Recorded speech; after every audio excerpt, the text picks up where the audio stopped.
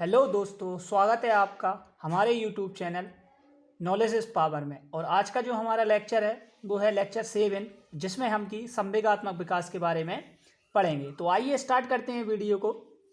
संवेगात्मक विकास, emotional development. संवेगात्मक विकास में संवेग क्या होता है दोस्तों? तो संवेग बालक की उत्तेजित अवस्था और रागात्मक अवस्था कहलाती है। क्या कहलाती है दोस्तों? संवेग बालक की, किसी भी बालक की उत्तेजित अवस्था या रागात्मक अवस्था क्या कहलाती है दोस्तों? संवेग कहलाती है। उत्तेजित अवस्था इसको किसने कहा है दोस्तों? तो ये वुडवर्थ ने कहा है। वुडवर्थ एक मनोवैज्ञानिक थे। और रागात्मक अवस्था किसने कहा है दोस्तों? तो यह रॉस ने कहा है दोस्तों। वुडवर्थ ने कहा है कि संवेग व्यक्ति की उत्तेजित अवस्था है, और रॉस ने कहा है कि संवेग चेतना की वह अवस्था होती है जिसमें बालक क्या करता है? रागात्मक तीव्रता पाई जाती है।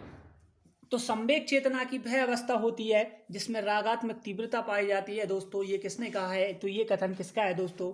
ये कथन रॉस का है। वैलेंटाइन ने कहा है कि संवेग किसी के प्रति लगाव का विशेष भाव होता है। तो क्या होता है? वैलेंटाइन ने कहा है कि संवेग क्या है? एक लगाव का भाव है जो किसी के प्रति होता है। ब्रजेश ने कहा है कि जन्म के समय बालक में पहला संवेग क्या होती है दोस्तों? उत्तेजना होती है। तो क्वेश्चन यहीं से पूछा जाता है दोस्तों कि संवेग की पहली अवस्था क्या होती है? तो संवेग की पहली अवस्था क्या होती है दोस्तों? उत्तेजना होती है। ये क्या है दोस्तों?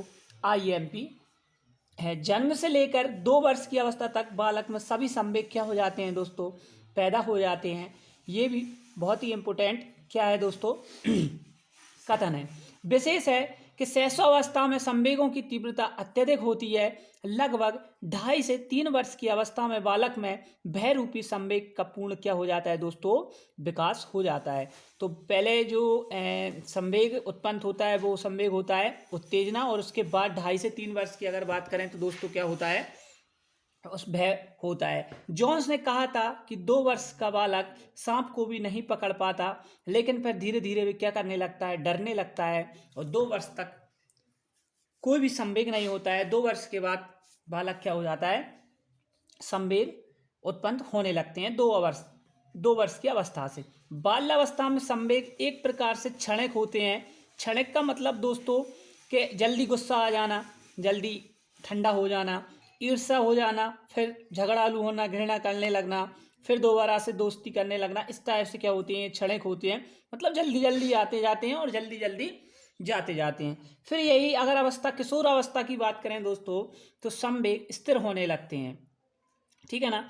यहाँ पे क्रोध, प्रेम, सहयोग का भाव अधिक होता है, इसलिए आत्मसम्मान की भावना यहाँ पर बालक में आ जाती है, और उसके अंदर क्या होने लगते हैं? संवेग स्थिर होने लगते हैं। अब ये यहाँ पे लिखा है सुखद संवेग और दुखद संवेग। एग्जाम में कई बार पूछा जाता है कि सुखद संवेग किस प्रकार के, कौन सा प्रकार है, और दुखद संवेग का कौन सा प्रकार है? तो प्रेम, दया, सहयोग आदि ऐसे संवेग हैं जो सुख प्रदान करते हैं। क्या करते हैं दोस्तों? सुख प्रदान करते हैं, जिनसे बालक के मानसिक सामाजिक विकास में सकारात्मकता क्या होती है दोस्तों? आती है। दुखद संवेग क्या है? तो क्रोध, भय, ईर्ष्या आदि दुख प्रदान करने वाले होते हैं। इनसे बालक का क्या होता है? मानसिक सामाजिक विकास क्या होता है? अवरुद्ध हो जाता है दोस्तों। अब संवेग की बात करें तो संवेग कितने प्रकार के होते हैं दोस्तों? ठीक है दोस्तों, तो विलियम मैकडूगल की बात करें दोस्तों, तो विलियम मैकडूगल ने 14 प्रकार के संवेग और 14 प्रकार की मूल प्रवृत्तियों की क्या की है दोस्तों? यहाँ पर बात की है। तो ठीक है, एक एक करके हम संवेग के बारे में पढ़ लेते हैं दोस्तों। 14 प्रकार के संवेग और उसकी क्या मूल प्रवृत्ति होती है। तो आपसे ये पूछा जाता है तो कि क्रोध की मूल प्रवृत्ति है, तो क्रोध की क्या होती है दोस्तों? ईर्ष्या होती है। भूख की क्या होती है दोस्तों? भोजनान्वेषण होती है। भय की पलायन होती है। स्वामित्व में क्या करता है दोस्तों? वह संग्रहण करने लगता है। आश्चर्य में उसकी जिज्ञासा उत्पन्न हो जाती है। वात्सल्य में क्या होता है? पुत्रेच्छा उत्पन्न होने लगती है। आमोद में हास होता है। घृणा में निवृत्ति होती है। निवृत्ति मतलब वह छुटकारा पाना चाहता है उस चीज से। आत्महीनता में दैन्यता की भावना आ जाती है। एकाकीपन में सामूहिकता आती है। जैसे एकाकीपन होने लगता है तो वह सामूहिकता की ओर क्या होता है दोस्तों? मुड़ने लगता है। कामुकता में काम वृत्ति आती है दोस्तों। कीर्ति भाव में रचनात्मकता आती है।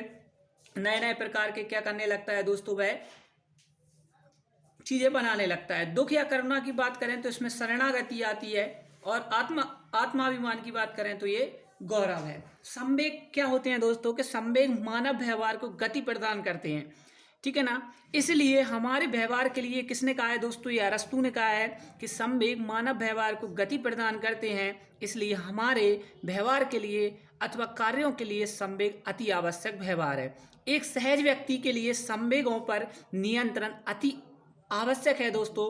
क्रोध करना आवश्यक है, लेकिन उसका परिस्थिति और समय के अनुसार क्रोध करना, ठीक है ना। तो ये किसने कहा है दोस्तों, ये अरस्तू ने कहा है, अरस्तू का कथन है। देखो दोस्तों, मैं आपको बताना चाहूँगा यहाँ पे कि कभी कभार हमको ऐसा आता है कि क्रोध आता है, ठीक है ना, लेकिन कब आता है, जब कोई चीज़ हो जाती है तब क्रोध आ जाता है। लेकिन अगर उसी समय हमें क्रोध आ जाए ना तो कुछ और बात होगी, लेकिन परिस्थिति और समय के अनुसार कभी भी क्या नहीं आता दोस्तों, क्रोध नहीं आता। और अगर आ गया ना तो फिर क्या हो जाता है, आदमी कुछ भी कर सकता है, ठीक है ना दोस्तों। तो ये था संवेग और संवेगात्मक विकास की अवस्थाएं, ठीक है ना। ये मैकडूगल के द्वारा 14 प्रकार के संवेग और मूल प्रवृत्तियां बताई गई थी।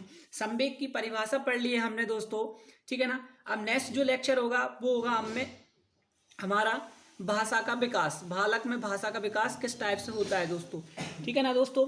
वीडियो अच्छी लगी हो दोस्तों तो लाइक करें, सब्सक्राइब करें, बेल आइकन को प्रेस करें, जिससे कि ज़्यादा से ज़्यादा लोग बागों तक ये वीडियो पहुंच सके।